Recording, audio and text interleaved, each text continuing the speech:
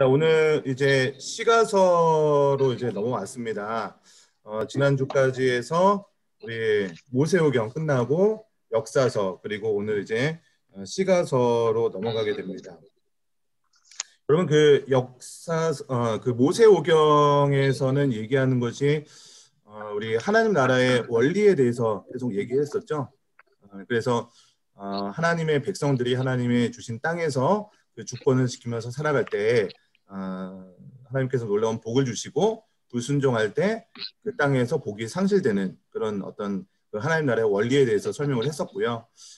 그 다음에 지난주에 했던 이 역사서에서는 그 하나님 나라의 원리가 실제적으로 우리들의 그 이스라엘의 역사 가운데 어떻게 적용되었었는지 그런 이야기들을 좀 나눴었습니다.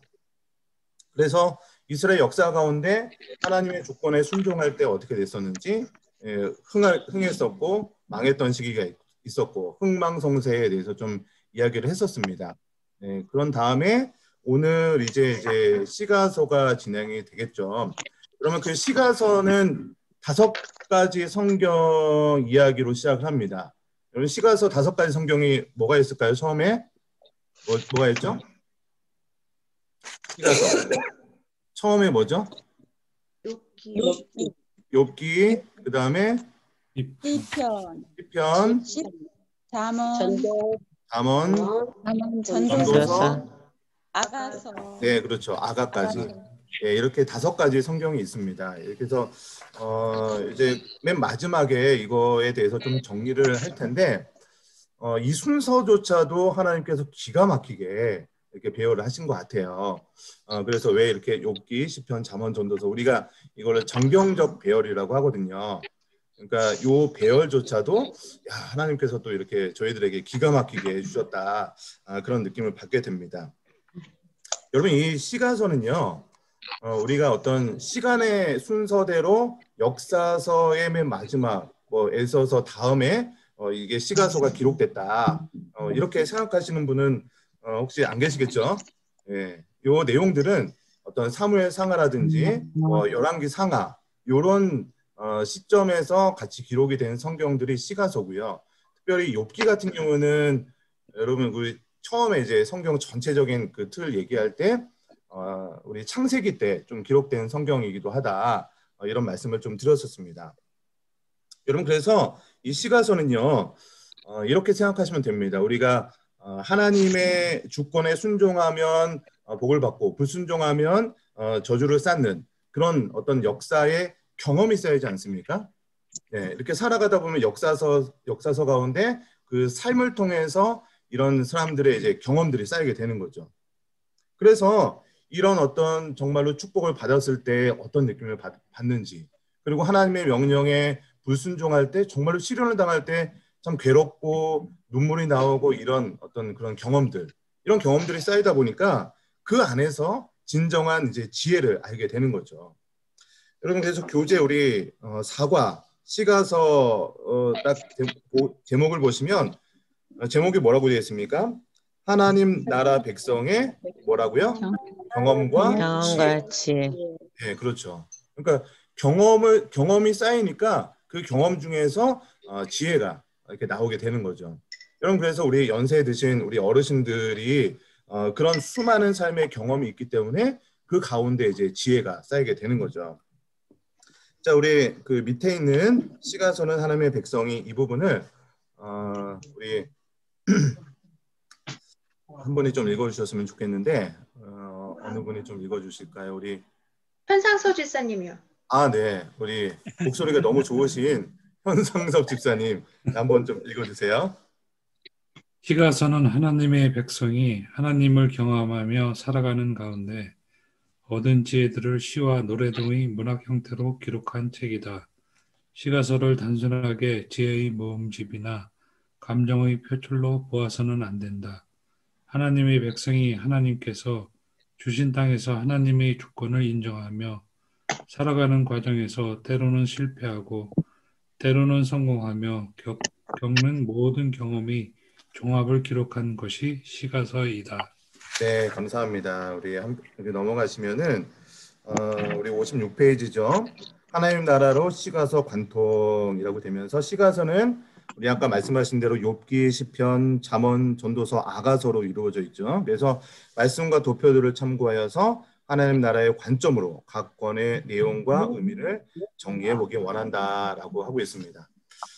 여러분 처음 우리 시가서의 처음 성경이 바로 욥기였죠.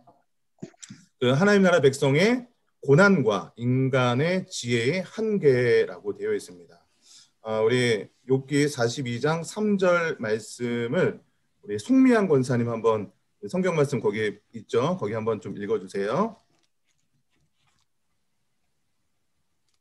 무지한 말로 이치를 가리는 자가 누구이까? 나는 깨닫지도 못한 일을 말하였고 스스로 알 수 없고 헤아리기도 어려운 일을 말하였나이다. 네, 감사합니다. 이 말씀이 욥기에서 가장 좀 핵심적인 그 핵심 문장이라고 할 수 있을 것 같아요. 그래서 이 내용을 가지고 우리 밑에 있는 내용 욥기는 여기 이 부분을 우리 박정순 권사님 한번 거기 좀 읽어주세요. 나라 당한 내가 얼마나 뭐 넷리바스 자 토발 넷리오를 얼마나 를 가졌다. 시가선 지혜보다 지혜 격분하는 인간의 가졌다. 네, 우리 박정순 권사님 그 마이크랑 거리가 좀 멀셔서 좀 소리가 안 나왔던 것 같아요. 한번 이야기 안녕하세요 한번 해보시겠어요? 이게 마이크가 조금 네, 소리가 잘 안 들리는 것 같아요. 네, 들리는 건 잘 들리시죠? 잠깐만요. 됐어요. 잠깐만요. 됐어요?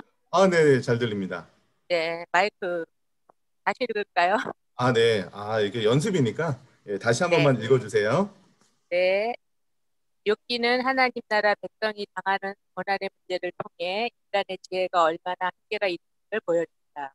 특히 욥의 고난을 놓고 변론하는 엘리바스, 빌닷, 소발, 엘리오를 통해 인간의 지식이 얼마나 한계가 있는지를 말해준다. 시가서는 지혜보다 지혜에 접근하는 인간의 한계를 먼저 다루고 있다. 이로써 온전히 하나님의 주권을 인정하는 태도를 심어주고 있다. 네, 감사합니다. 이렇게 하면서 이렇게 조금씩 테스트도 해보고 뭐 이렇게 장비적으로 문제가 있어도 이렇게 하면 좋을 것 같습니다. 여러분 욥기 하면은 좀 어떤 느낌이 드시는지 모르겠어요. 이렇게 여러분 욥기 하면 뭐가 좀 떠오르세요, 우리 권민아 집사님? 고난이요. 고난이요, 그렇죠? 네, 저라면은 어땠을까? 못했을 것 같아요. 그렇죠. 네. 네. 그런 것 같아요. 참 욥이 처음에 1장에 보면은 욥이 어떤 사람이냐라고 얘기할 때 굉장히 의인이고 당대의 완전한 자다. 이렇게 얘기하는 사람임에도 불구하고 의인이 당하는 고난에 대해서 이 욥기에서 좀 설명을 하고 있습니다. 제가 좀 화면 공유를 좀 하고요. 오늘은 제가 그 성경 구절들을 이렇게 좀 직접 찾아볼 시간이 없기 때문에 제가 이렇게 PPT에다가 성경 구절들을 좀 많이 이렇게 기록을 했어요. 그래서 이렇게 성경 구절들을 좀 많이 읽을 텐데 오늘 여기 PPT를 보시면 제가 다 공유를 해놨습니다. 그래서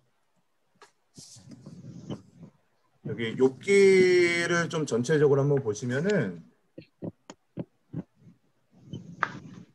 욥기의 좀 전체적인 이제 구조라고 생각하시면 됩니다. 그래서 욥기의 1장과 2장은 의인, 그러니까 우리 욥이죠. 의인인 욥이 당하는 그 고난에 대해서 1장과 2장에 대해서 좀 이야기를 하고 있습니다. 그리고 이제 3장부터 31장까지는 욥과 그 친구들이 서로 뭐 이렇게 한 번씩 주고받는 그런 토론, 대화가 이어집니다. 그럼 욥의 친구들 아까 3명의 친구들이 있었는데 그 3명의 친구들 이름이 혹시 기억나십니까? 이름이 뭐였죠? 엘리바스, 빌닷, 소발. 그렇죠. 여기서 이제 31장까지 나오는 3명의 친구는 엘리바스, 그다음에 빌닷, 소발 이 3명이 이제 좀 이렇게 번갈아 가면서 이야기를 하고 뭐 엘리바스가 한번 이야기하면 욥이 그거에 대해서 다시 반론을 하고 뭐 이런 대화들이 계속 이어지는 게 우리 욥기 3장에서 31장까지 이어집니다. 그러다가 이제 32장부터 37장까지는 조금 이제 뭐랄까 이 욥과 친구들의 대화를 듣고 있었던 이 엘리후라는 이 사람이 와서 당신들 내가 들어보니까 당신들 다 틀렸다. 그러면서 이야기를 하는 게 이제 엘리후의 변론 32장부터 37장까지의 내용이고요. 그다음에 이제 최종적으로 38장에 가게 되면은 누가 등장을 하면은 하나님께서 등장을 하셔서 욥한테 뭐 계속해서 질문을 쏟아붓습니다. 너 땅에 기초를 놓을 때 넌 어디 있었느냐 막 그러면서 막 굉장히 많은 질문들을 거의 이제 몇 장에 걸쳐서 이야기를 합니다. 그러고 나서 욥기 42장에 가면은 욥이 이제 깨닫고 나서 회개하면서 돌이키는 그 장면이 이제 욥기의 전체다라고 생각하면 좋을 것 같습니다. 요 내용들을 좀 하나하나 좀 이렇게 살펴보도록 하겠습니다. 자, 욥기 1장 1절에 보면은 이제 욥이 어떤 사람이었는지 기록을 하고 있죠. 자, 우리 같이 한번 읽어볼까요? 욥기 1장 1절 시작. 우스 땅에 욥이라 불리는 사람이 있었는데 그 사람은 온전하고 정직하여 하나님을 경외하며 악에서 떠난 자더라. 그렇죠. 욥이 어떤 사람이었다고요? 그 사람은 온전한 사람, 정직한 사람, 하나님을 경외하고 악에서 떠난 자더라. 여러분 이런 사람이 얼마나 귀합니까? 그렇죠. 그런데 이 욥기 1장 8절에 가면요. 제가 1장 8절은 제가 안 넣었네요. 1장 8절에서 이제 어떤 내용이 나오냐면 이 사단이 이런 얘기를 하는 거예요. 그런 사람이 어디냐? 온전하고 정직하고 하나님을 경외하고 악에서 떠난 자가 이 세상에 어딨냐? 이게 다 욥이 갖고 있는 그런 물질 때문에, 재물 때문에, 소유물 때문에 하나님을 경외하는 거지. 그 소유물이 없어지면 이 사람도 하나님을 욕할 것이다. 이런 얘기를 이제 하나님 앞에 가서 얘기하는 거예요.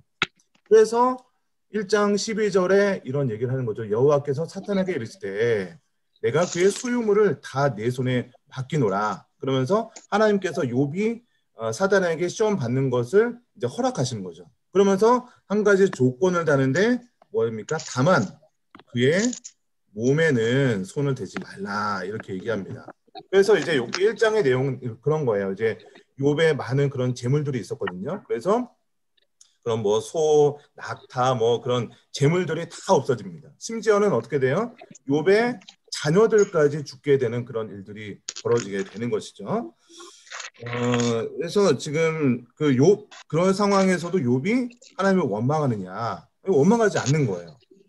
그럼 그래서 아까도 제가 이제 욥기 하면 어떤 생각이 떠오릅니까?라고 했더니 욥이 당하는 고난이다. 뭐 이렇게 권면에서 뭐 얘기하고 했는데, 여러분 우리 욥기 하면은 이 욥의 주제가 고난이다라고 생각을 합니다. 그래서 고난에 대한 뭐 이런 생각들을 어떻게 대처할 것인가 이런 생각들을 하게 되는데, 사실은 여러분 그 욥기의 고난은요 성도들의 한계를 깨닫게 해주는 소재로, 그러니까 글의 제목으로 욥의 그 고난을 사용하시는 거고요. 전체적인 주제는 욥의 고난은 아니에요.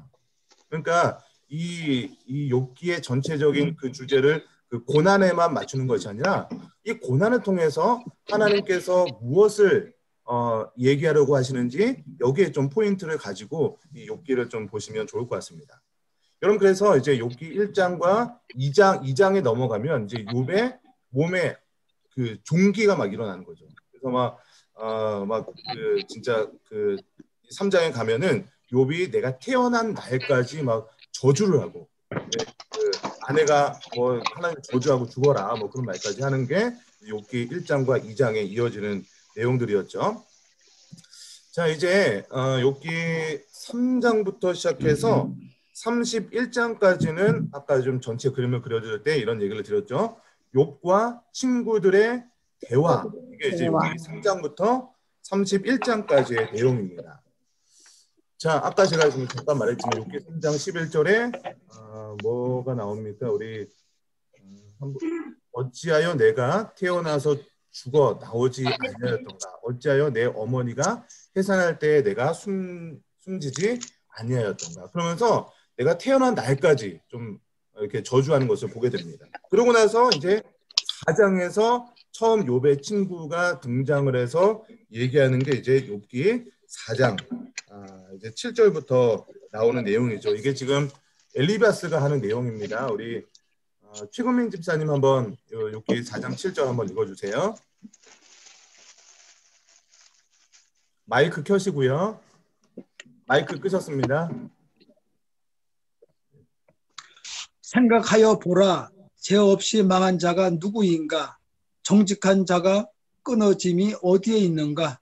네, 엘리바스가 얘기한 내용이에요. 그러니까 욥의 세 친구들 엘리바스, 빌닷, 소발 이 사람들이 주장하는 그 주장의 핵심이 무엇이냐면 욥은 죄가 있기 때문에 지금 벌을 당하고 있는 거라는 거예요. 그러니까 생각하여 보라. 죄 없이 망한 자가 누구냐 이러면서 엘리바스가 이 욥의 죄를 지적하고 있는 것이죠. 여러분 하나님 나라의 축복의 원리가 무엇이었죠? 여러분 하나님의 주권에 순종하는 사람들은 복을 받고 하나님의 주권에 불순종하는 사람들은 어떻게 됩니까? 복이 상실되는 거죠. 저주를 받는 거죠. 이게 하나님 나라의 축복의 기본적인 원리예요. 제가 계속 그 모세오경을 통해서 그리고 역사서를 통해서 그 원리가 적용이 된다라고 말씀을 드렸습니다. 그런데 욥기는요 뭐냐면 이 기본적인 공식이 있는데 그 공식이 적용이 안 되는 거예요. 분명히 공식대로 하면은 욥 같은 사람 아까 이제 죄가 없고 당대의 의인이었고 완전한 자라면 뭘 받아야 돼요? 복을 받아야 되잖아요.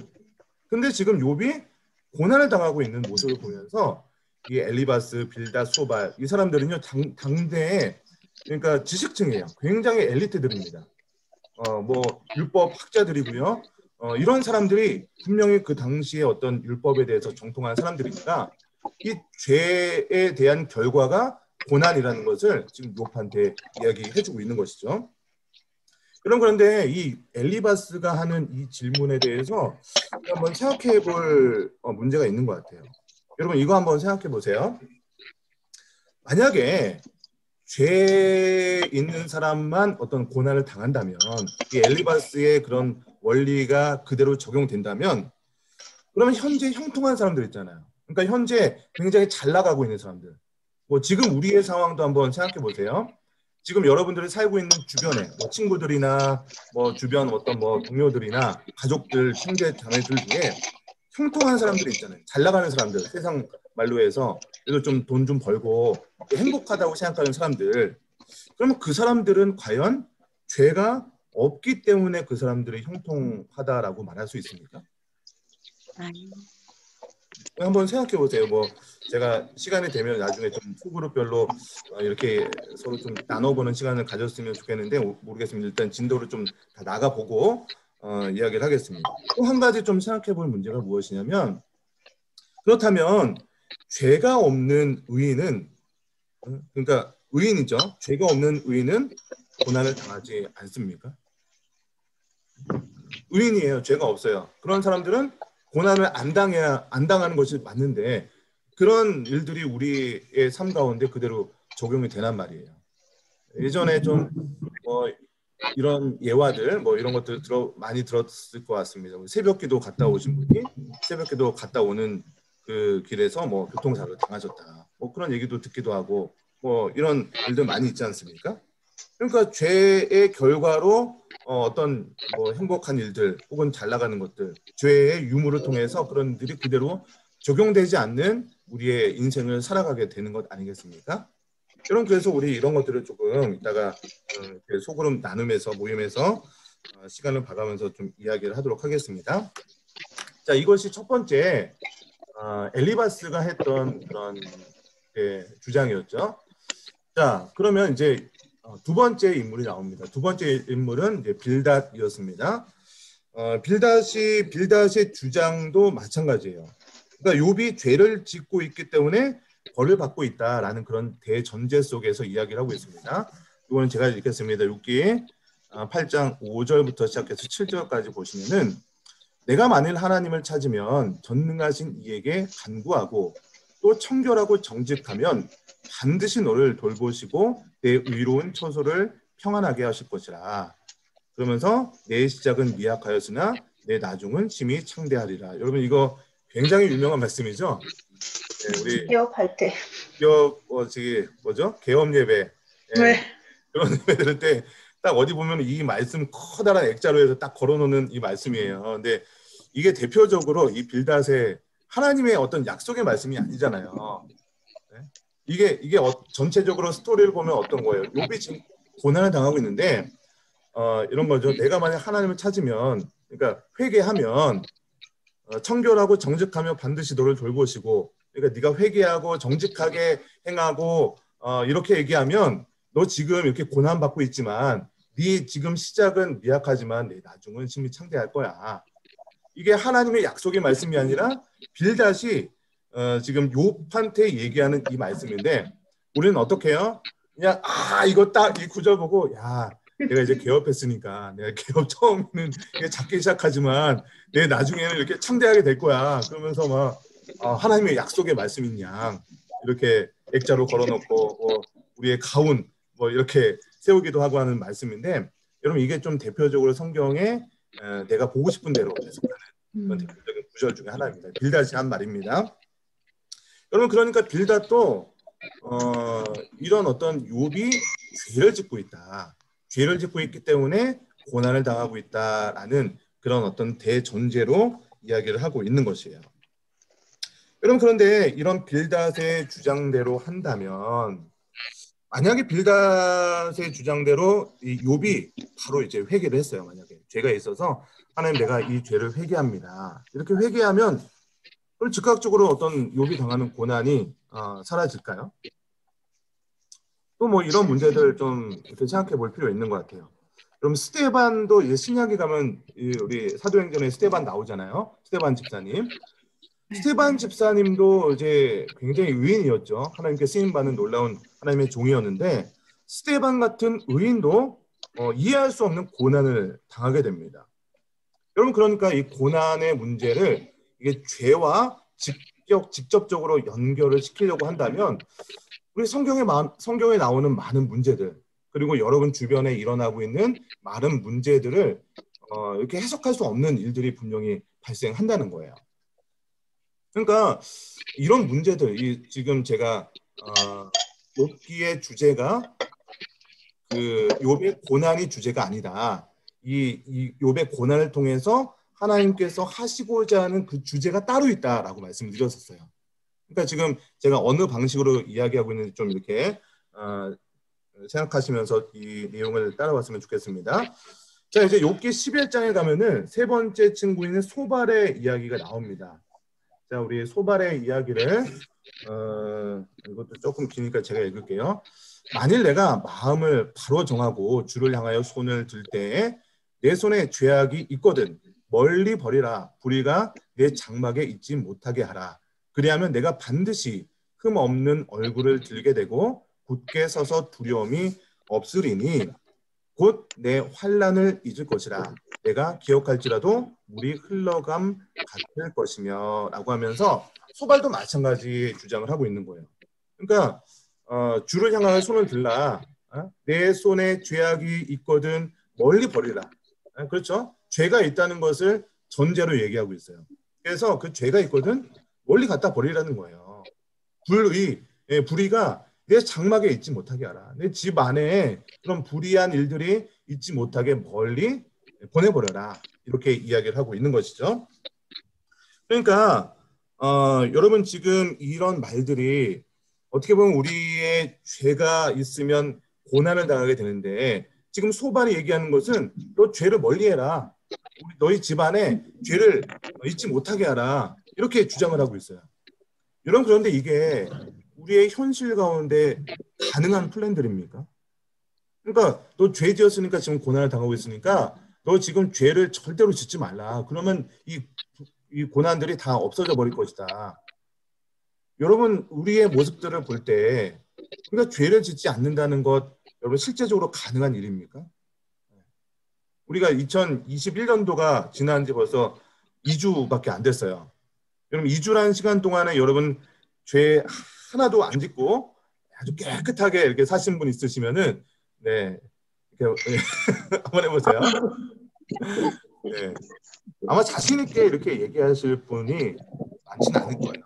다행히 한 2주 정도는 내가 죄 안 짓고 살았다라고 하실지라도 1년 동안에 2021년 동안에 죄 없이 난 살 자신 있다라고 한다면 아마도 그럴 분들은 거의 없을 거예요.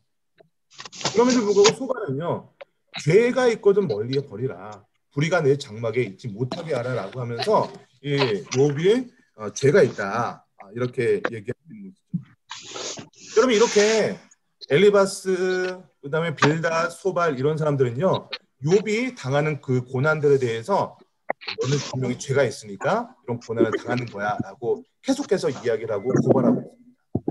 근데 그때마다 욥이 하는 행동들은 무엇이냐면 이 엘리바스, 빌닷, 소발의 의견에 대해서 강력하게 의의를 제기하면서 이 논쟁이 계속해서 끝나지 않는 거예요. 친구들은 너 분명히 죄가 있다, 너 생각해봐 이렇게 얘기하지만 욥은 난 죄가 없다, 무슨 소리 하냐, 그러면서 나는 의인이다, 이렇게 계속 어떤 그런 주장이 엇갈리고 반복되는 게 욥기의 그 전반부에 쭉 이어지는 거죠. 31장까지 그 얘기가 이어집니다. 그런데 이제 욥기 요거를 제가 안 넣네요. 자, 이제 욥기 32장에 가시면요, 이제 엘리바스가 나옵니다. 엘리바스가 누구냐면 이제 그 욥의 세 친구와 또 별도로 또 한 명의 좀 지혜자인데요. 이 욥과 이 세 친구가 서로 변론하고 자기의 의견이 맞다라고 주장하는 것을 객관적인 시선으로 딱 바라봤던 사람이 엘리바스예요. 이 엘리바스가 가만히 듣고 있다 보니까 이게 다 잘못된 거예요. 욥도 잘못됐고 이 욥의 세 친구들도 잘못된 것을 보게 됩니다. 그러면서 이 사람들한테 화를 냅니다. 욥은 여전히 자신이 의인이라고 주장을 하다 보니까 어떻게 욥이 네가 지금 죄가 없다고 하는데 그러면 네가 고난을 당하고 있는데 그러면 네가 하나님보다 더 의인이냐? 하나님이 죄인한테 지금 벌을 내리고 있는데 네가 죄 없다고 하면 네가 하나님보다 더 높은 사람이냐? 이 욥한테 엘리바스가 막 화를 냅니다. 그리고 이 세 친구들한테도 똑같이 동일하게 화를 내는데 이 욥은 의인이라고 주장을 하는데 너희들은 계속해서 죄가 있다고 주장하는 모습을 보면서 이 화를 내는 거예요. 그러면서 이제 더 진보적인 주장을 하는 게 이제 욥기 34장 뭐 이런 데에 나옵니다. 이게 어떤 얘기를 하냐면 이러한 상황이라면 차라리 욥 너 끝까지 시험 받기를 내가 원한다. 이렇게 이제 욥에 대해서 이야기를 하는 것을 보게 됩니다. 자, 이렇게 욥기의 앞부분 이제 3장부터 시작해서 이 37장까지의 내용들 실제로 읽으면 굉장히 많은 분량을 차지하고 있는 이 내용들인데 결론적으로 이야기하면 이런 거예요. 친구들이 계속 욥 너 이렇게 잘못을 범했지. 그러면 욥은 난 죄가 없다. 이 모습을 나중에 보니까 엘리후가 너희들 다 잘못했다. 너희들 다 문제가 있다라고 화를 내는 내용이 37장까지의 내용입니다. 자, 이 상황에서 이제 욥기 38장에 가서 드디어 하나님께서 등장을 하시는 거예요. 이 부분이 사실 욥기에서 굉장히 제일 중요한 내용입니다. 하나님께서는요, 욥과 친구들이 모두 자신들이 알고 있는 어떤 지식과 이론을 가지고 토론을 하는 것을 하나님께서 보고 계십니다. 그리고 의인의 고난에 대한 하나님의 뜻을 온전히 밝혀내지 못하고 있는 거예요. 이 사람들은요, 당대의 지혜자들이었어요. 그냥 말꽤나 하는 사람들이 모여서 이게 맞다 저게 맞다 스스로 자기들끼리 주장을 하지만 결국에는 하나님의 온전한 뜻이 무엇인지 발견하지 못하는 것을 보게 됩니다. 그러면서 하나님께서 등장하셔서 제가 아까도 말씀드렸지만 욥기 38장부터 시작해서 굉장히 많은 질문들을 쏟아붓습니다. 근데 이 수많은 질문들의 핵심적인 그 내용들을 두 가지로 요약을 할 수 있습니다. 두 가지가 무엇이냐면 첫 번째는 인간의 지식 그리고 인간의 능력, 그러니까 지식과 능력의 한계를 하나님께서 질문하는 내용들로 요약을 할 수 있어요. 자, 먼저 욥기 38장 앞부분을 보시면 하나님께서 인간 지식의 한계를 인정하라라는 그런 의미의 많은 질문들을 이야기합니다. 대표적인 것이 욥기 38장 2절 말씀인 것이죠. 자, 우리 이 부분 우리 박미경 권사님 한번 욥기 38장 2절 말씀 좀 읽어주시겠어요?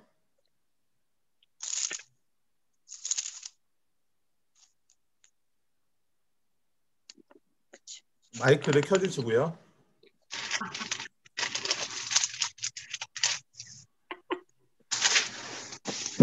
무지한 말로 생각을 어둡게 하는 자가 누구냐?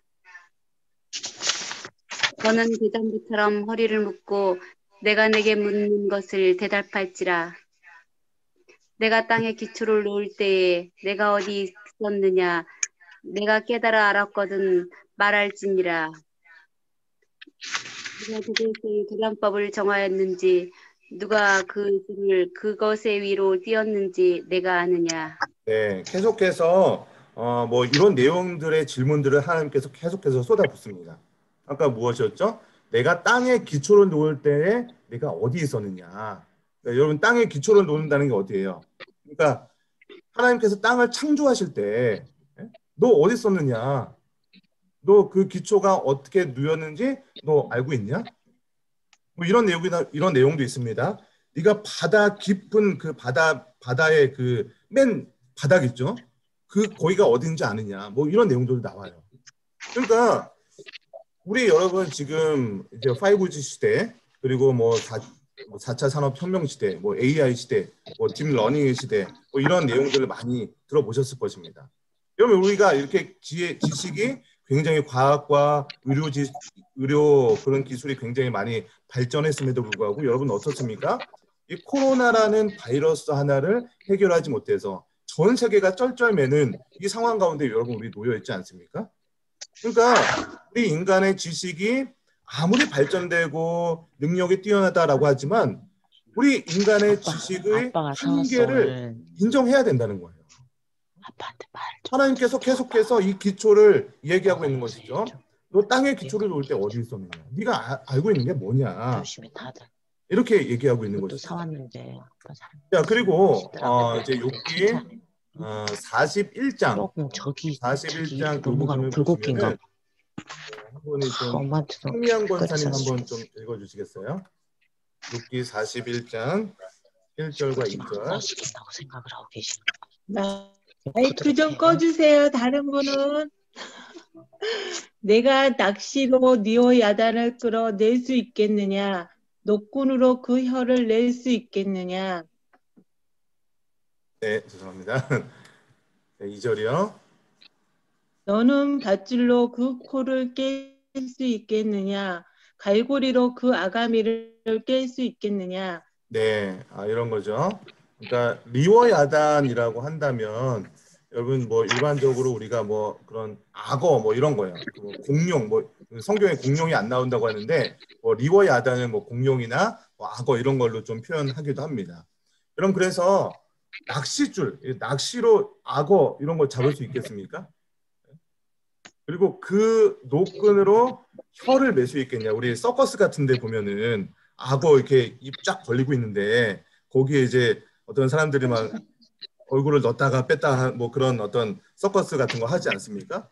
근데 진짜 살아있는 그 악어 입에 머리를 넣는다는 거 뭐 말도 안 되는 거죠. 혀를 노끈으로 매면 그거 어떻게 되겠습니까? 완전히 뭐 자살 행위죠. 그러니까 인간의 능력의 한계를 인정하라는 거예요.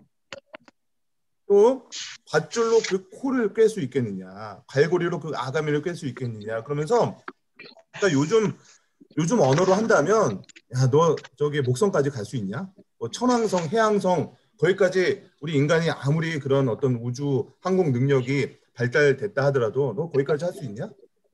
저기 지금 태양계 같은 그런 우주가 전 우주에 굉장히 많이 있다고 뭐 우주 과학자들은 얘기하는데 그 우주 밖에 태양계 밖에 어떤 것들이 있는지 너 아냐? 거기까지 갈 수 있냐?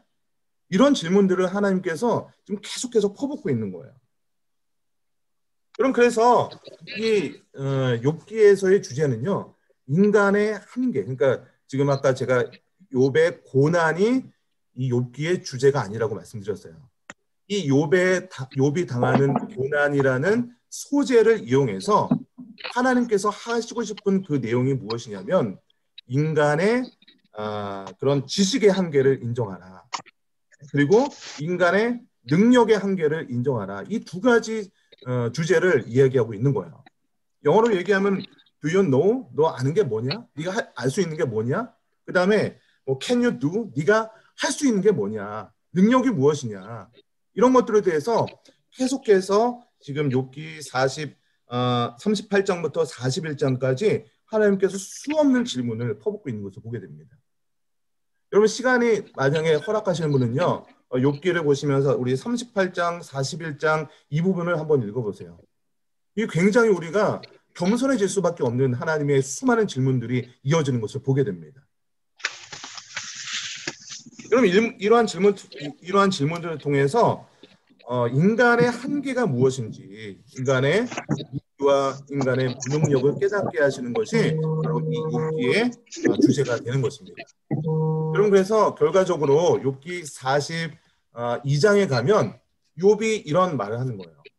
무지한 말로 이치를 가리는 자가 누구니까 나는 깨닫지도 못한 일을 말하였고 스스로 알 수도 없고 헤아리기도 어려운 일을 말하였나이다. 이 욥이 계속 회개하고 있는 거죠. 욥이 지금 욥의 친구들과 많은 변론을 하면서 나는 의인이다. 난 아무 잘못 없는데 나 이렇게 고난받고 있다. 이렇게 하면서 나는 아무것도 알 수 있는 것도 없고 할 수 있는 그런 능력도 없음에도 불구하고 내가 깨닫지도 못한 일을 말하였던 나 스스로 알 수도 없고 헤아리기도 어려운 일을 말하였다는 것 요거에 대해서 지금 욥은 회개하고 있는 거예요. 욥이 깨달은 거예요. 그렇죠? 그러면서 욥이 결론적으로 욥기 42장 4절에서 이런 얘기를 합니다. 내가 말하겠사오니 주는 들으시고 내가 주께 묻겠습니다. 이게 기도하겠다는 거죠. 주여 내게 알게 하옵소서. 여러분 우리는요 이것을 통해서 욥의 회개하는 이 모습을 통해서 우리의 모습을 좀 돌아볼 필요가 있습니다. 여러분 사실 우리 교회에 다니면서 우리의 입을 너무나도 쉽게 이야기하는 습성이 우리들에게 있는 것 같아요.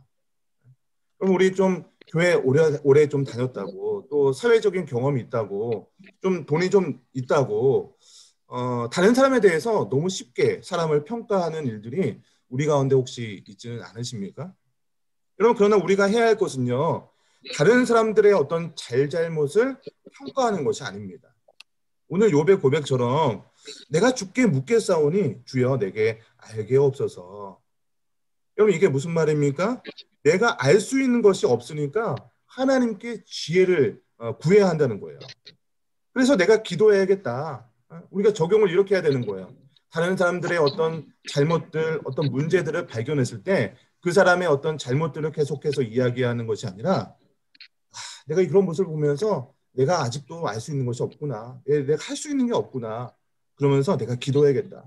내가 더 하나님의 말씀을 봐야겠다. 내가 좀 더 겸손히 말해야겠다. 여러분 이렇게 우리가 어떤 우리들의 상황에 주어지는 그런 일들에 대해서 겸손한 마음을 가져야 될 것 같습니다. 여러분 요즘 최근에 계속해서 코로나의 문제를 통해서 그 코로나를 대처하는 교회의 방식이 크게 좀 두 부류로 나눠지고 있는 것 같아요. 어떤 통계를 보니까 기독교의 한 90% 정도는 정부의 방역 수칙을 철저히 지키는 것에 긍정적으로 이렇게 반응을 하고 있습니다. 그런데 약 한 10% 정도의 교회들은요, 지금 이 정부의 방역 수칙이 교회를 탄압하고 있는 것이니까 정부에게 강력하게 대응해서 우리 예배를 사수해야 된다. 비대면 예배가 무슨 말이냐? 대면 예배 드리겠다. 이렇게 서로 의견에 대해서 우리가 맞다. 혹은 너희가 틀렸다. 우리를 따라와라. 이렇게 좀 양 부분으로 좀 극단으로 달려가고 있는 것을 보게 됩니다. 여러분 그런데 우리는요. 이런 서로의 주장에 대해서 자기 주장이 맞다. 너희가 틀렸다. 이렇게 논쟁할 필요가 없는 거예요. 여러분 이 문제는요. 시간이 훨씬 좀 지나고 나서 역사가 평가할 거예요. 그리고 하나님께서 잘못이 있다면 하나님께서 심판하실 것입니다. 그런데 이런 문제를 가지고 교회 안에서 혹은 교회들끼리 혹은 뭐 교단끼리 서로 논쟁을 하다 보면 서로의 어떤 신앙의 어떤 그런 것들을 신념을 지키고 있는 건데 서로의 마음에 상처만 주고받게 되는 것이죠. 여러분 우리가 인간이 알면 얼마나 알겠습니까? 우리가 할 수 있는 일이 얼마나 되겠습니까? 그래서 욥기는요. 이 욥기를 통해서 인간 지혜와 능력의 한계가 있음을 인정하는 것이 바로 이제 지혜의 시작이다. 이것이 바로 욥기의 주제다라고 얘기할 수 있겠습니다. 자, 우리 61페이지에 보시면 좀 제가 페이지를 좀 오늘은 왔다 갔다 할 겁니다. 욥기를 먼저 마무리 좀 하고 다음 시편 넘어가고 하겠습니다. 욥기 페이지 61페이지에 보시면은 욥기 1장 뭐 이렇게 정리하는 내용이 나옵니다. 우리 같이 좀 정리를 해볼까요? 아까 제가 좀 말씀을 드렸었지만 욥기 1장과 2장은 욥이 당대의 의인이었는데 의인이 당하는 고난에 대한 내용들을 이야기를 하고 있었죠. 네, 기록하실 분들은 뭐 지금 이렇게 기록하시면 좋을 것 같습니다. 자, 그리고 욥기 3장부터 시작해서 37장까지는 욥과 그 친구들이 서로 대화를 하고 있었죠. 욥의 친구들의 이름이 무엇이었습니까? 엘리바스, 빌닷, 소발, 그리고 나중에는 엘리후까지 이야기를 하고 있는 것을 보게 되죠. 자, 이렇게 서로 대화를 하는 것을 보면서 38장부터 41장까지는 이제 하나님께서 질문을 계속 이야기하는 것이죠. 이 두 가지 질문의 핵심이 있다고 했습니다. 첫 번째는 인간 지식의 한계를 인정하라는 그런 질문들을 계속 이야기를 했고요. 두 번째는 인간의 능력의 한계를 인정하라라고 하면서 하나님께서 질문을 했습니다. 그리고 마지막 42장은 이제 욥이 회복되는 거예요. 깨닫는 거죠. 내가 깨닫지도 못한 것으로 이렇게 말을 너무나도 쉽게 했습니다. 내가 이제는 귀로 듣겠습니다. 하나님 말씀해 주세요라고 하면서 욥이 회개하는 내용이 욥기의 주제다라고 이야기를 할 수 있겠습니다. 여기까지 해서 이제 욥기를 좀 마무리를 짓고요.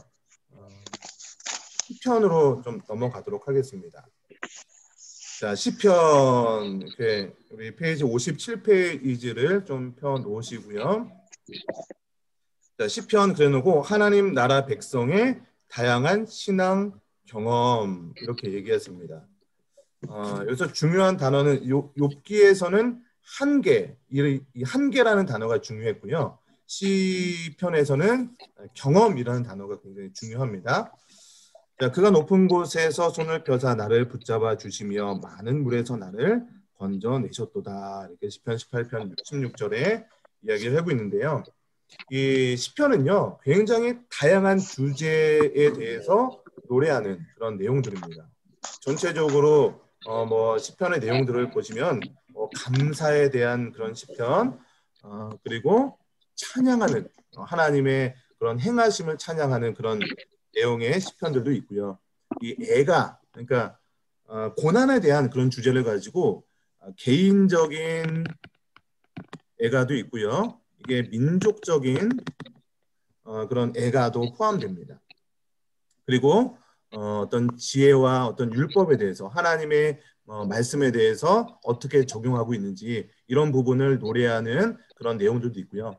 메시아에 대한 그런 시편들, 메시아가 올 것이다, 뭐 이런 시편들도 있고요. 뭐 여러 가지 뭐 기타 여러 가지 내용들을 가지고 이런 다양한 경험들 속에서 어떻게 감사할지, 어떻게 찬양할지, 어떻게 슬픔을 이야기하는지, 뭐 메시아 이런 내용들을 이야기하고 있는 것이 시편의 주제다라고 말씀드릴 수 있습니다.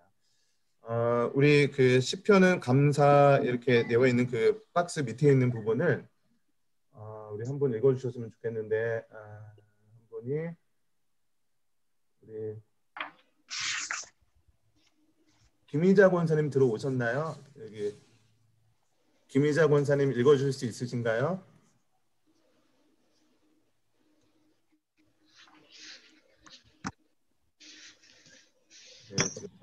네. 어딘지 잘 모르겠어요. 제가 빠져가지고. 57페이지, 책 57페이지에 보시면은 네네.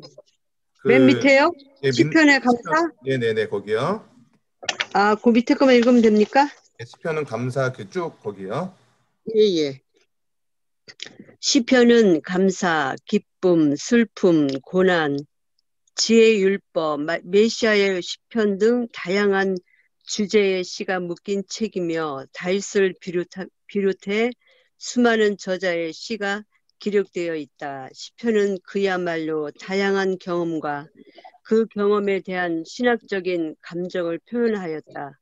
때로는 기쁨으로, 감사로, 슬픔과 좌절로, 간절함으로, 적개심으로, 감탄으로 시편의 기자는 하나님을 찬양한다. 네, 감사합니다.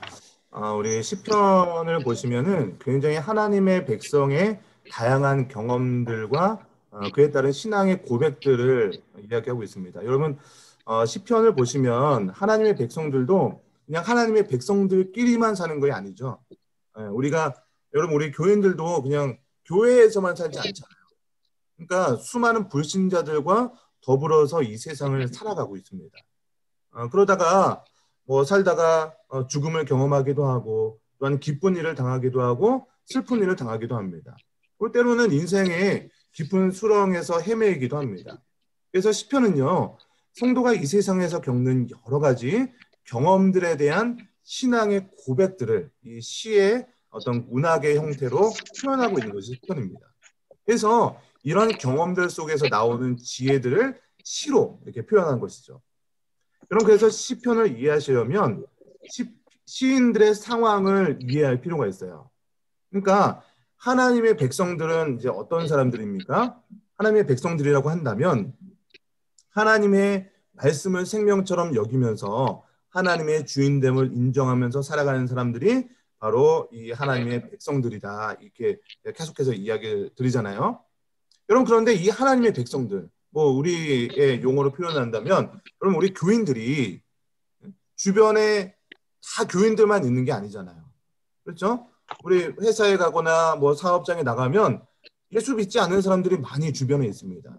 악인들도 있고요. 죄는 짓지 않지만 이렇게 술도 마시고 담배도 피고요. 오만한 사람들도 있고 이런 사람들이 주로 어떤 사람들이냐면 신이 있다라고 생각하는 사람들보다는 무신론자들, 신이 없다라고 생각하는 사람들이 우리 주변에 굉장히 많이 포진되어 있습니다. 그럼 기독교 인구가 우리 이단까지 포함해도 이단까지 신천지 그런 이단까지 포함해도 대한민국의 30% 정도가 된다고 합니다. 근데 요즘에 많이 줄어들었죠. 그러니까 우리 주변에는요, 이 무신론적인 철학을 가지고 내가 살아보니까 하나님 없이도 난 잘 살고 있다. 이렇게 생각하는 무신론자들이 굉장히 우리 하나님의 백성들 주변에 살아가고 있다는 거예요. 그러면서 하나님을 믿는 사람들에게 너희들 잘못 살고 있다. 하나님 없이도 이렇게 잘 사는데 너희들 그렇게 이렇게 미련하게 살지 말고 세상을 즐기면서 살아라.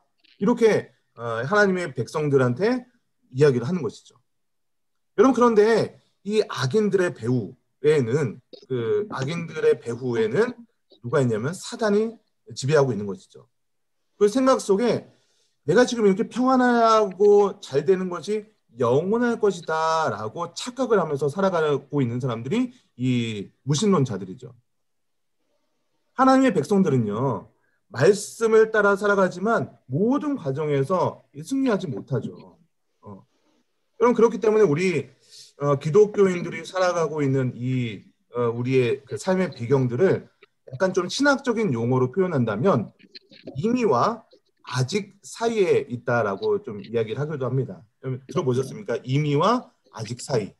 그러니까 이미라는 것은 뭐냐면 예수님께서 2000년 전에 이미 이 땅에 오셔서 구원을 성취하셨죠.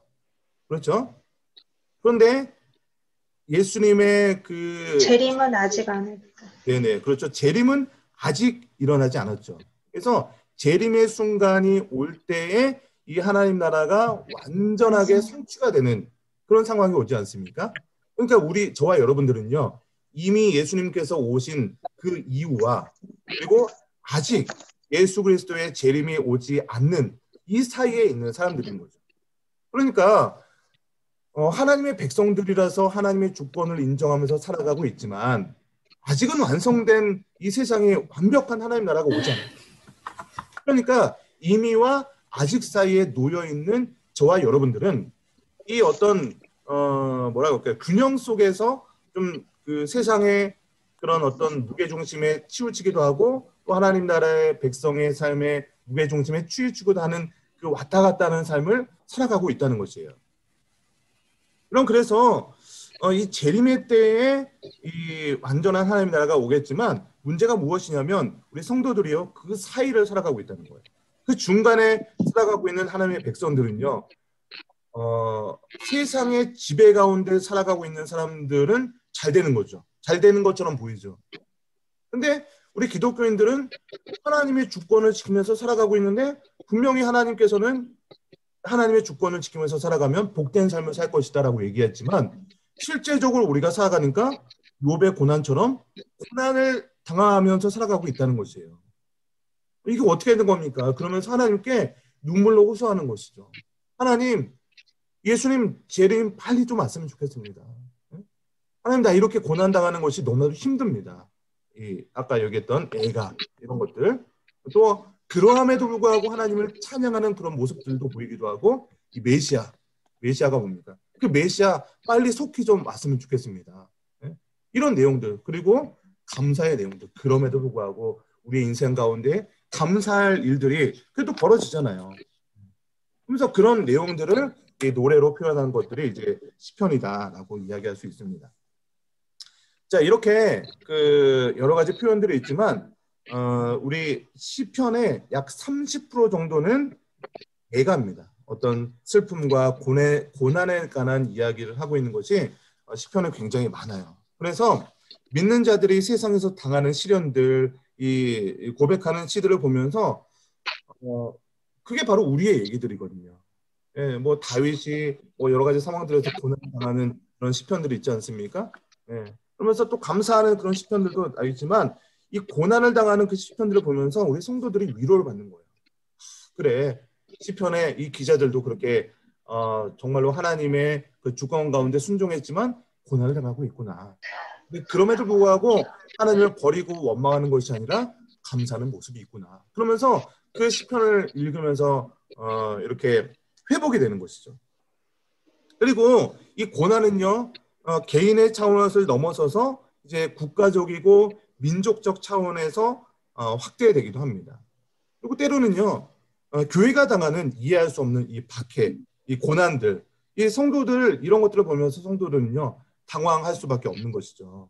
그래서 이러한 슬픔과 고난 속에서 하나님의 백성들은 이 내용들을 시로 노래하면서 하나님 앞에서 신앙을 지키려고 노력을 하고 있는 것이죠. 뿐만 아니라 이 가운데 하나님에 대한 그런 기쁨, 뭐 찬양, 감사의 내용들을 고백하고 있는 것이죠. 그래서 여러분 많은 시편의 내용들이요, 이런 감사의 내용들, 찬양의 내용들, 뭐 이런 것들을 경험하게 됩니다. 근데 이 감사와 찬양 이런 것들은요, 좀 이렇게 뭉쳐서 기록되어 있는 것을 보게 돼요. 뭐 시편 95편이나 95편부터 108편 이런 것들이 뭐 찬양의 시, 감사의 시, 또 145편에서 150편 이런 것들이 또 하나님을 찬양하는 그런 찬양시들이 모여 있거든요. 이렇게 군집을 이루어서 좀 표현하고 있는 것이 시가서의 시편의 좀 특징이기도 합니다.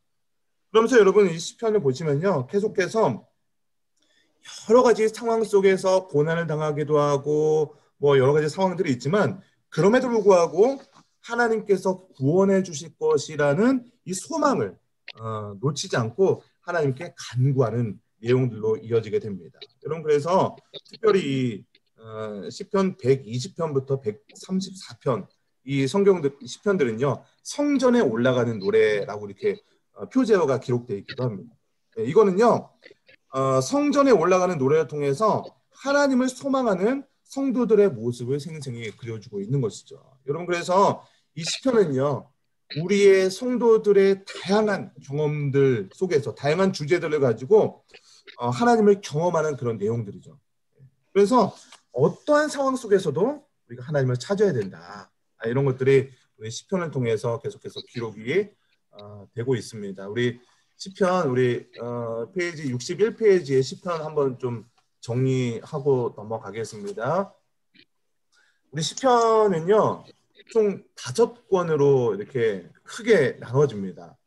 1권은 1편부터 41편까지로 이렇게 이루어지는데요. 어떤 좀 창조주에 대한 내용들, 하나님을 예배하고 찬양하는 그런 창조주에 대한 내용들, 그리고 인생을 살아가면서 겪는 여러 가지 일들에 대해서 이게 1권에서 기록이 되어 있습니다. 주로 이것만 있는 건 아닌데 주로 좀 주제를 뽑는다면 이렇게 말씀을 드릴 수가 있고요. 자, 2권은 이제 42편부터 72편까지의 내용들인데 이제 하나님의 백성들이 해방을 당하는 것들, 그리고 구속의 그런 이야기들이 좀 이야기된다면 3권은 이제 성소에 대한 내용들, 예배에 대한 모습, 예배를 하는 모습들, 또 찬양하는 내용들, 이런 것들 좀 정리가 되어 있고요. 4권은 90편부터 106편까지 해서 인생의 여러 가지 순례의 길들에 대한 내용들, 그리고 마지막 5권은 말씀과 찬양에 대한 내용들로 좀 기록이 되어 있다라고 정리하시면 좋을 것 같습니다. 시편은 이 정도로 좀 마무리하고요. 우리 잠언으로 넘어가겠습니다. 우리 잠언의 그 제목을 보시면 하나님을 경외하는 지혜와 지혜의 실제라고 되어 있습니다. 우리 아까 욥기에서 가장 중요한 단어는 뭐라고 했죠? 한계라는 단어가 중요하다라고 했고요. 우리 시편에서는 뭐가 중요한 단어였어요? 경험이 좀 중요한 단어였다면, 그러니까 이렇게 이해하시면 돼요. 이렇게 제가 이 시가서가 이 계열들, 이 순서도 굉장히 중요하다라고 말씀드렸잖아요. 그러니까 욥기를 통해서 인간들의 가지고 있는 능력의 한계를 깨닫게 되는 거예요. 그런 인간의 한계를 깨닫고 나서 그 상황에서 인간이 다양한 경험을 하게 되는 거죠. 의인임에도 불구하고 고난을 당하기도 하고 하나님을 찬양하기도 하고 이런 일들을 경험하다 보니까 잠언에서 이것이 진정한 지혜구나. 우리가 인생을 살아가면서 이게 진짜 지혜다. 지혜의 실제가 무엇인지 잠언에서 결과적으로 좀 발견하는 내용이 잠언의 내용이다라고 이야기를 할 수 있을 것 같습니다. 핵심 구절이 우리 잠언 9장 10절에 나와 있는데요.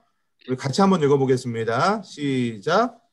여호와를 경외하는 것이 지혜의 근본이요 거룩하신 자를 아는 것이 명철입니다. 아멘. 자, 우리 잠언은 지혜의 문제를 다룬다라고 되어 있는데 우리 이용석 집사님 한번 거기 글을 좀 읽어주세요. 잠언은 지혜의 문제를 다룬다. 잠언의 초반부는 지혜를 의인화하여 지혜의 소중함을 이야기한다. 하나님 나라 백성의 지혜는 하나님을 경외하는 것이어서 경외하는 것에서 나온다는 것이 잠언의 주제이며 그에 따라 삶의 모든 순간에 적용될 수 있는 하나님 나라 백성의 지혜로운 처신들에 대해 필로 엄청나게 다양한 잠언들이 정리되어 있다. 네, 감사합니다. 우리 잠언을 보시면 우리 잠언 굉장히 여러분 좋아하는 성경이시죠? 네, 잠언 읽다 보면 굉장히 우리 뭐랄까요, 지혜로워지는 것 같기도 하고 굉장히 이렇게 뭐 외울 어떤 그런 구절도 굉장히 많은 것 같아요. 그래서 지혜는요, 하나님을 경외하는 것이다라고 좀 핵심적인 구절들을 좀 정리할 수 있을 것 같아요. 이 잠언은요, 오랜 역사를 통해서 참된 지혜가 무엇인지 뽑은 어떤 엑기스와 같은 그런 내용들이 바로 이제 잠언에 정리가 되어 있는 것이죠. 그래서 하나님을 경외하는 지혜의 본질이 무엇인지, 그리고 지혜로운 삶의 실제적인 그런 내용들을 짤막한 경고의 형식으로 전하는 지혜 문학인 것이죠. 그래서 여러분 잠언 1장을 보시면 1절부터 6절까지가 잠언 전체의 서론 부분입니다. 이 서론 부분을 끝나고 나서 1장 7절에 이렇게 기록하고 있는 것이죠. 여호와를 경외하는 것이 지식의 근본이거늘 미련한 자는 지혜와 훈계를 멸시하느니라. 여러분, 이 하나님은 여호와를 경외하는 것이 모든 지혜의 근본이다. 그럼 이것을 많은 역사를 통해서 그리고 하나님을 경외하기도 해보고 하나님께 순종하기도 해보고 불순종하기도 해본 이 이스라엘의 천년의 역사를 통해서 결론적으로 짤막한 이 문구가 나온 것이 이 말이에요. 여호와를 경외하는 것이 결국에는 지식의 근본이다. 네. 여러분, 그래서요, 여러분, 우리가 이거에 대한 정말 확신이 있어야 될 것 같아요. 그러면 세상에 많은 그런 교육과 뭐 어떤 기준들이 있잖아요. 좋은 대학에 나와야, 좋은 직장에 취업해야, 좋은 사람과 결혼을 해야, 뭐 아파트를 좋은 곳에 사야 뭐 성공할 수 있고 행복할 수 있다. 이런 것들은요, 세상에서 주는 그런 지혜들인 것이죠. 여러분, 그러나 우리 그리스도인들은요, 정말로 여호와를 경외하는 것이 정말로 지식의 근본이다, 지혜의 근본이다. 이거에 대한 확실한 어떤 믿음이 있어야 될 것 같아요. 이 성경은 성경이고 우리 실제적으로 살아가는 때는 뭐 이거보다 돈이 최고지. 아파트 요즘에 또 주식 주가가 뭐 3천을 넘어서 3,200 찍었다 막 이렇게 얘기하는데, 저도 예전에 막 펀드 좀 이렇게 하다가 이제 다 팔아버리고 하나도 없는데 그때 좀 남겨놨으면 어땠을까 뭐 이런 생각도 해보기도 합니다. 여러분, 그런데 이런 어떤 뭐 주식 해야 된다, 뭐 아파트 뭐 사놔야 된다, 뭐 어떤 좋은 대학 가야 된다, 이런 것들이 어떤 지혜들입니까? 세상에서 얘기하는 그런 지혜들이잖아요. 이렇게 해서 성공한다, 그런 것들 이제 뭐 그 다음에 이제 전도서에서 좀 이야기하겠지만 그런 것들은 참 쓸데없는 것들이다. 중요한 것이 아니다. 정말 중요한 것은 여호와를 경외하는 것. 이것이 가장 중요하다라는 이 사상과 마음이 여러분들의 마음 깊은 곳에 뿌리가 내려 있어야 된다는 것이에요. 여러분, 그래서 이 어떤 우리 부모님들의 신앙이 자녀들에게 고스란히 전수가 되어야 되는 것이죠. 그런데 어떻게 보면은 우리 한국 교회의 뭐라고 할까요? 우리 어떻게 보면 우리 부모님들의 신앙, 우리 선배들의 신앙, 저와 여러분들의 신앙의 믿음의 뿌리 가운데 어떠한 마음이 있냐는 거예요. 정말로 이 여호와를 경외하는 것이 지식의 근본이고 가장 삶의 우선순위로 삼고 있습니까? 아니면 여러분조차도 이거는 성경의 좋은 이야기고 이렇게 하면 좋겠지만 그래도 일단은 성공해야지, 그래도 일단은 좀 좋은 대학 가야지, 여러분의 자녀를 결혼시킬 때 어떤 배우자감을 데려와야 오케이를 하시겠습니까? 여호와를 경외하는 사람인데 조금 뭐랄까 모자라. 딸이 신랑감을 데리고 왔는데 교회는 열심히 다녀. 반댈세. 반댈세. 물론 뭐 제가 극단적인 예예요. 물론 어떤 뭐 이렇게 갖춰야 될 건 갖춰야 되겠죠. 그런데 가장 중요한 것이 무엇인가? 여호와를 경외하는 것이 정말 우리들의 신앙의 기본이 되고 있는지 나의 신앙을 먼저 점검해 보자는 거예요. 그럼 이 마음이요, 자녀들이 모를 것 같지만 여러분들의 어떤 행동들 그리고 말 표현들 그리고 어떤 교회에서 봉사하고 헌신하는 그런 내용들 그리고 여러분들의 교회에서 하는 행동과 여러분들의 가정에서 하는 행동이 동일하지 않죠? 그거를 자녀들이 그대로 보고 있다는 거예요. 제가 이게 청소년부 사역 좀 이렇게 10년 정도 하다 보니까 중직자들의 자녀임에도 불구하고 우리 천산중학교는 한 분도 없어요. 제가 보니까 한 분도 없는데 저기 서울 어떤 교회에서 사역할 때 보니까 중고등부들 보면요, 학원, 입시, 그 중간고사, 기말고사 요때만 되면요 출석률이 반토막 이하로 떨어집니다. 그때 어디 가요? 교회 시간이랑 학원 시간이 기똥차게 이렇게 오버랩이 되죠. 그때 어디를 선택하게 합니까? 야, 시험 기간이니까 학원 보충이야. 일단 시험 잘 봐야 될 거 아니야? 이것을 선택한다는 거예요. 그러면 자녀들이 헷갈리는 거예요. 아니 학교 우리 교회 학교 선생님은 전사님은 성경 말씀이 중요하다고 하고 엄마도 분명히 교회에서 기도할 때 이렇게 그게 중요하다고 하면서 나한테 시킬 때는 야, 학원이 중요해. 시험 잘 봐야 돼. 이렇게 하면 자녀들이 헷갈리는 거예요. 이 어떤 기준을 세우지 못하는 이런 일들이 벌어진다는 거예요. 뭐 어디에 기준을 둬야 돼요? 시험 기간 때는 엄마 말에 학원 선생님 말에 최고고 보통 때는 교회에서는 어떤 시즌 때는 수련회 시즌 때는 야, 선생님 말 들어. 헷갈리는 거죠. 여러분 그래서 정말로 잠언을 통해서 우리가 정말로 알아야 될 것은 이 구약의 이스라엘의 천년의 역사를 통해서 뽑아서 엑기스로 뽑은 것이 이 잠언의 지혜의 실제인데 그 사람들이 얘기하고 있는 그 지혜가 무엇이냐면 여호와를 경외하는 것이 지식의 근본이다. 그럼 이런 마음의 확신이 저와 여러분 가운데 있어야 한다는 것이에요. 또 계속해서 이런 예언들이 나옵니다. 잠언 2장 1절에 보면은 내 아들아 내가 만일 나의 말을 받으며 나의 계명을 내게 간직하며 내 귀를 지혜에 기울이며 내 마음에 명철을 두며 지식을 불러 구하며 명철을 얻으려 소리를 부르며 계속 이런 내용들이 나옵니다. 제가 시간이 없어서 여호와 경외하기를 깨달으며 하나님을 알게 되리니 이렇게 얘기하고 있어요. 그러니까 잠언은요 인간의 모든 지혜가 하나님에게서부터 나오는 것이기 때문에 인간 스스로 지혜에 도달할 수 있다는 헛된 생각을 버려야 된다는 거예요. 그러면서 하나님을 경외해야 된다. 그것을 계속해서 강조하고 있습니다. 그럼 그 잠언 3장에 보시면은 저는 이제 청소년도 예자 훈련할 때 잠언 3장 1절부터 10절까지를 암송을 시켰어요. 여러분 기회가 되신다면 우리 자녀들한테 잠언 3장 1절부터 10절 굉장히 중요한 핵심적인 그런 내용들이 있거든요. 이 말씀을 꼭 좀 우리 자녀들한테 암송시켰으면 좋겠어요. 그러니까 네, 뭐 읽어만 보겠습니다. 뭐 1절부터는 안 읽고요. 너는 마음을 다하여 여호와를 신뢰하고 내 명철을 의지하지 말라. 너는 범사의 그를 인정하라. 그리하면 내 길을 지도하시리라. 스스로 지혜롭게 여기지 말지어다. 여호와를 경외하며 악을 떠날지어다. 뭐 이런 말씀들 이렇게 기록을 하고 있습니다. 그럼 인간 스스로 나는 지혜롭다 생각하지만 인간의 가진 지혜가 우리 욥기에서도 봤잖아요. 한계가 있다는 거예요. 인간의 지혜에 아무리 뛰어난 사람이라도.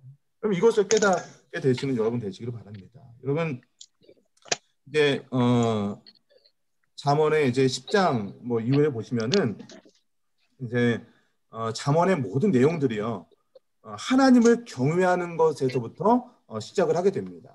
그래서 10장부터의 내용들을 보시면요 이제 그 실제적으로 그러니까 하나님의 백성들이 지혜로운 그 하나님의 백성들이 실제적으로 그 말씀을 어떻게 적용하는지에 대해서 좀 구체적인 내용들이 10장부터 좀 이야기가 되고 있습니다. 그러니까 미움은 다툼을 일으켜도 사랑은 모든 허물을 가르느니라. 그러니까 미워하지 말고 사랑으로 모든 허물을 가려야 된다. 그러니까 여러분 이런 거죠. 하나님의 주인됨을 인정하는 사람들이 실제적으로 우리의 삶을 어떻게 살아야 될지 이런 부분들을 좀 이렇게 간략한 문구를 통해서 이야기해주고 있다는 것이에요.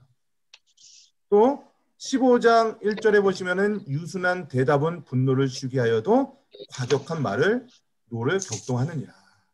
또 우리 16장 9절 사람이 마음으로 자기의 길을 계획할지라도 그의 걸음을 인도하시는 이는 여호와시니라. 뭐 수도 없이 많습니다. 너무나도 좋은 말씀들이 많이 있지만 그러니까 이런 거예요. 우리가 하나님의 주인됨을 인정하는 사람들, 하나님의 주권을 인정하는 사람들, 이 사람들이 이 지혜로운 삶으로서 어떻게 실제적으로 살 것인가 이것들을 구체적으로 표현하고 있는 거예요. 근데 여러분 이게 뭐라 그럴까요? 그런 어떤 율법주의로 가면 안 되는 것이죠. 율법주의로. 그러니까 여호와를 경외하는 사람들은 하나님의 백성들은 11조를 해야 된다.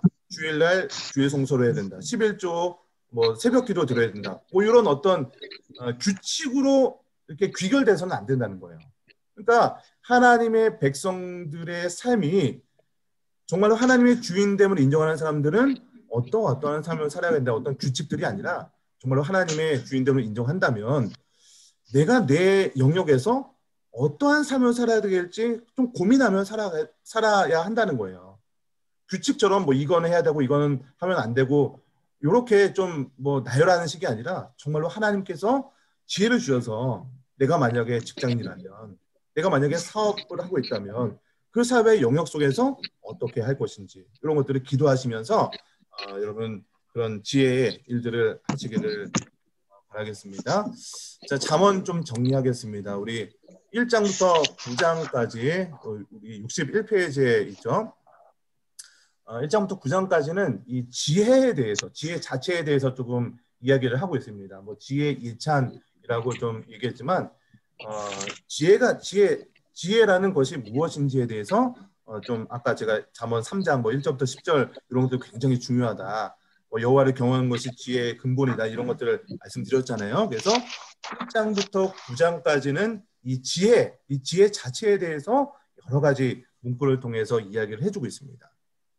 그리고 중간인 10장부터 24장까지는 솔로몬의 잠언이라고 합니다.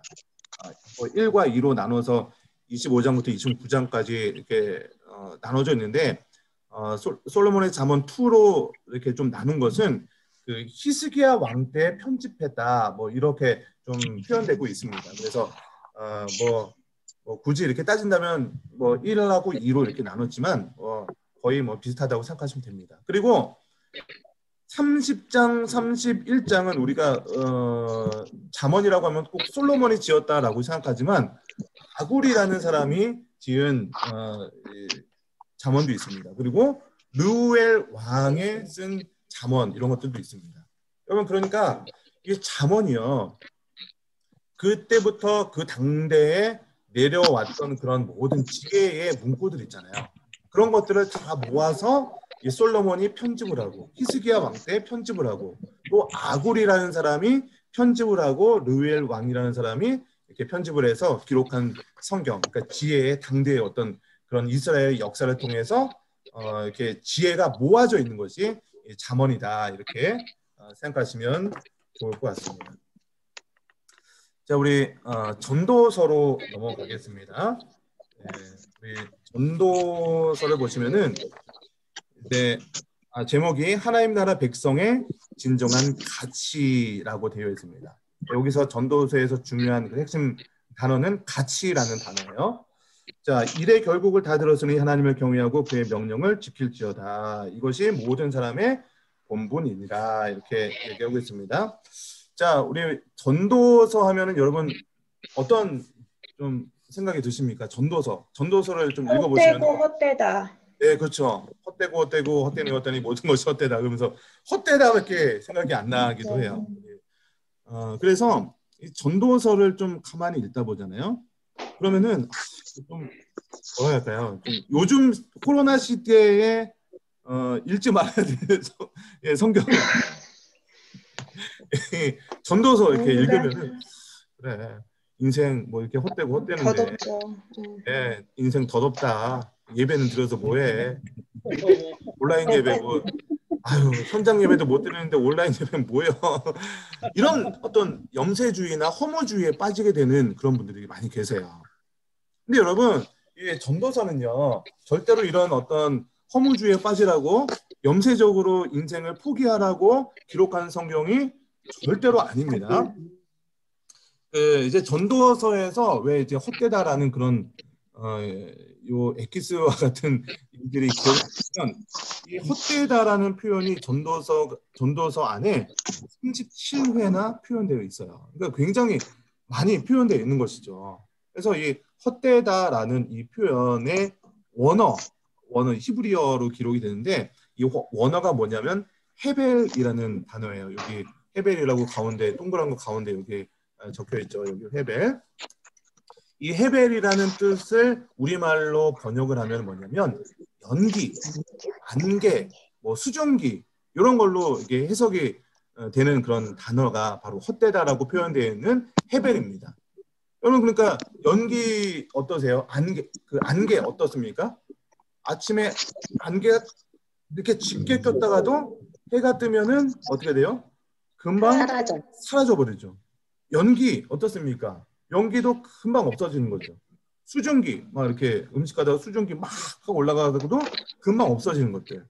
그러니까 이게 무엇이냐면은 세상에 많은 것들 여기 이렇게 즐거움, 어떤 권력, 돈, 행복, 사랑, 지식, 일 다 중요한 것들이에요. 그렇죠? 이 중요한 것들이 필요가 없다.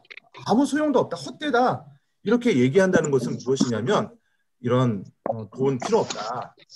권력 아무 필요도 없다. 지식 내가 공부해서 뭐해.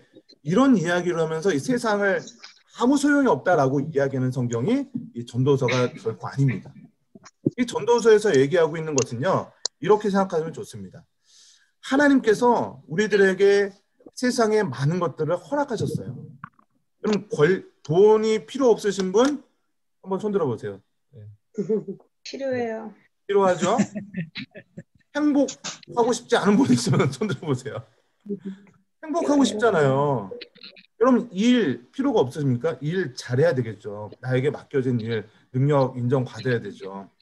그러니까 이러한 모든 것들이 아무 쓰잘데기도 없는 거다라고 이야기하는 것이 절대로 아닙니다. 하나님께서는요. 이 전도서를 통해서 얘기하고 있는 것이 무엇이냐면 이 세상의 모든 것들은 영원하지 않다고 얘기하는 거예요. 돈 여러분 가져봤잖아요. 예를 들어서 로또 당첨된 분이 갑자기 나중에 몇 년 지나니까 거짓골로 됐다. 뭐 이런 얘기 많이 들어보셨죠.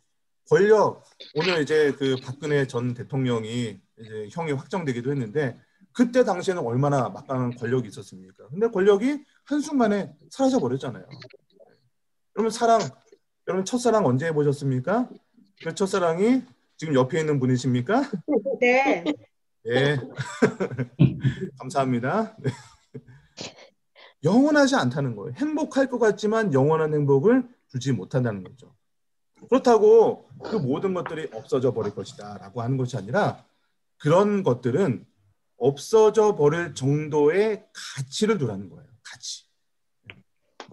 그러니까 이게 중요하지 않다, 아무 필요도 없다라고 하는 것이 아니라 그때 당시에는 우리한테 있는 동안에는 충분히 누리되 이것을 추구하면서 이것을 얻지 못하면 나는 큰일 나. 이것에 목숨 걸면서 살지 말라는 거예요.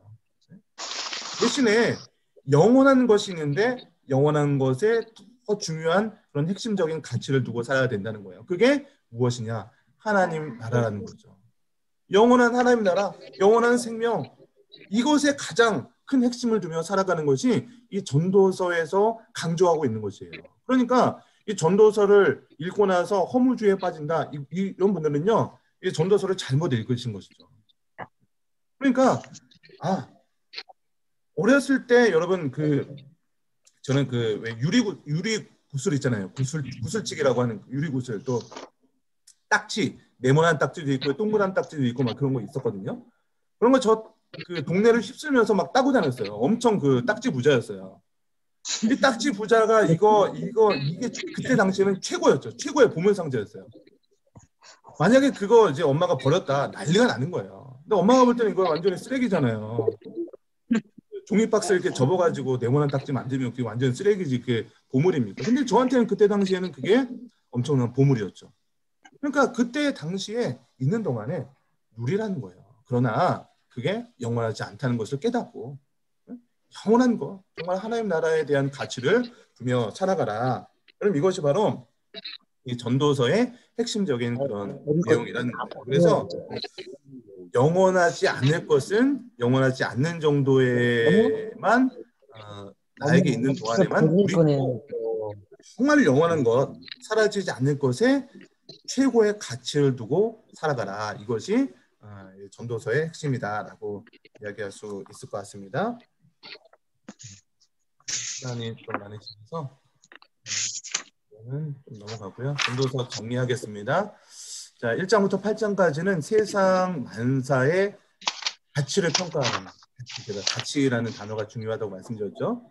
그래서 세상의 많은 일들, 아까 뭐 돈, 행복, 성공 이런 것들에 대해서 어느 정도의 가치를 평가할 것인가. 그게 세상의 모든 것을 나의 모든 시간과 물질과 이런 것을 투자할 만한 가치가 있는 것인가?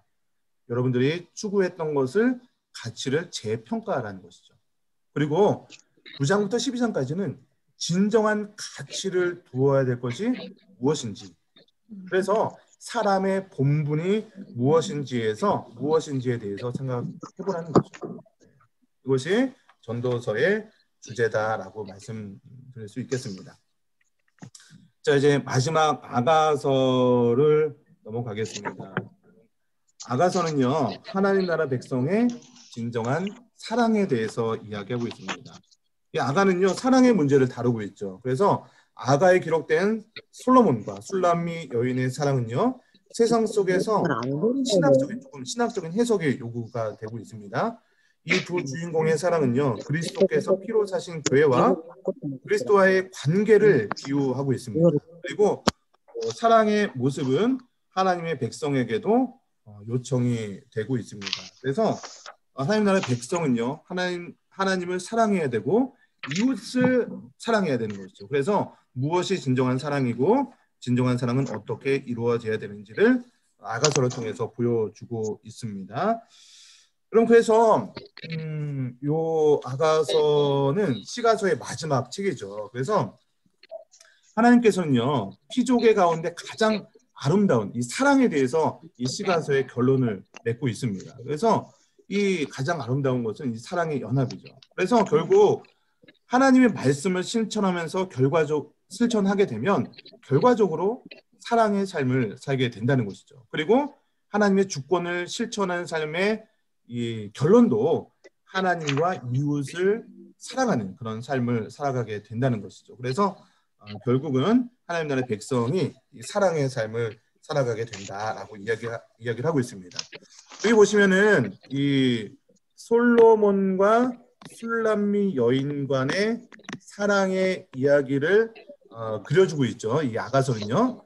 근데 이 솔로몬은 누구를 예표하고 있냐면 하나님에 대해서 예표하고 있고, 술람미 여인은 그의 백성에 대해서 표현을 하고 있는 것이죠. 그래서 이 남녀 간의 사랑에서 그 소재로 이 아가서가 기록이 되고 있어요. 그러나 이것을 좀 신학적으로 표현하면 하나님과 그의 백성의 사랑의 이야기, 이걸로 좀 발전해서 봐야 할 것 같습니다. 그래서 이 아가서를 통해서 정말로 교회와 그리스도의 관계를 비유하고 있는 것이죠.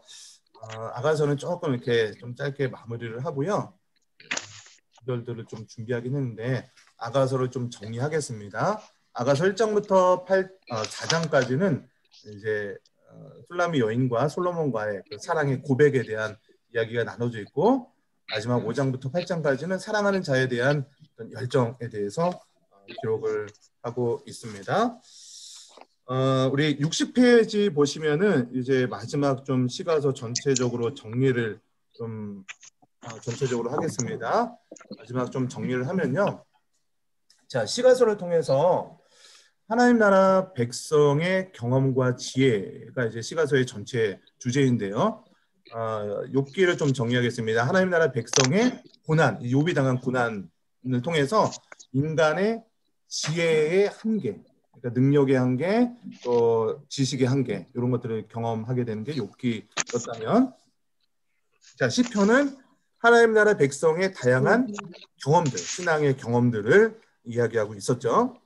자, 그리고 잠언은 무엇이었습니까? 하나님을 경외하는 지혜와 지혜의 실제를 어떻게 살아야 될 것인지에 대해서 좀 잠언에서 표현을 했다면, 전도서는 우리가 살아가는 많은 그런 일들 가운데 진정으로 영원한 가치를 두어야 될 것이 무엇인지에 대해서 이야기를 했죠. 그리고 마지막 아가서는요, 하나님 나라 백성의 진정한 사랑이 무엇인지에 대해서 술람미 여인과 솔로몬의 사랑의 이야기를 통해서 이야기를 했었습니다. 자, 이제 요 전체적인 내용들을 요 하나의 표로 정리를 하고 있습니다. 요게 사실은 요 표만 딱 이제 이해를 하시면은 시가서 전체를 이해한 것인데요. 우리 교재의 63페이지 64페이지 요 페이지를 한번 보시면요. 시가서의 결론을 맺고 좀 했으면 좋겠습니다. 요 63페이지는 좀 읽어보시고요. 요 표를 보시면서 좀 정리하면 좋을 것 같아요. 자, 지혜에 대해서 욥기는 그렇죠. 한계, 경험, 실제, 가치, 사랑. 제가 아까 핵심적인 단어에 대해서 이렇게 표현을 했었잖아요. 욥기는 한계가 중요한 거예요. 그래서 하나님 나라의 백성의 고난과 인간 지혜의 한계를 표현하는 것이 욥기였다면, 자, 이 다양한 경험들이 나오겠죠. 그래서 시편의 여러 가지 찬양의 시들을 통해서 하나님 백성의 다양한 경험을 이제 신앙적으로 고백하고 있었죠. 그리고 지혜의 실제가 무엇인지, 그래서 하나님을 경외하는 지혜의 본질이 무엇인지, 그리고 지혜로운 삶의 실제가 무엇인지 표현을 했다면, 이제 전도서를 통해서 우리가 살아가는 동안에 진정한 가치를 둬야 될 것이 무엇인지에 대해서 이야기를 했고요. 이 모든 삶의 결론은 사랑입니다. 사랑. 여러분, 그래서 자, 우리가 성숙한 삶을 살아가기 위해서 쭉 이런 화살표가 되어 있죠. 우리가 먼저 나의 한계를 먼저 인정해야 되는 거예요. 내가 뭐 잘났다고 남에 대해서 비판하고 이런 것이 아니죠. 그리고 살다 보면 여러 가지 경험을 하게 되고, 그렇게 이리 치고 저리 치다 보니까 진짜 내가 뭐 세상의 것들이 중요하다고 생각했는데 역시 하나님을 경외하는 것이 진짜 지혜구나. 이런 지혜가 쌓이다 보니까 이제 가치관이 생기는 거예요. 세상을 살아가는 하나님의 백성들이 정말로 중요하다고 생각하는 그 가치관을 하나님 나라에 둘 수 있는 그 가치관이 생기게 되면 진정한 사랑의 모습을 살아갈 수 있게 된다는 것이 이 시가서의 결론입니다. 여러분, 그래서 요 시가서 제가 아까 이 순서가 기가 막히게 배치가 되어 있다고 했잖아요. 그래서 여러분 삶 가운데 이러한 신앙의 시작부터 시작해서 성숙의 과정으로 가게 되는 여러분 되었으면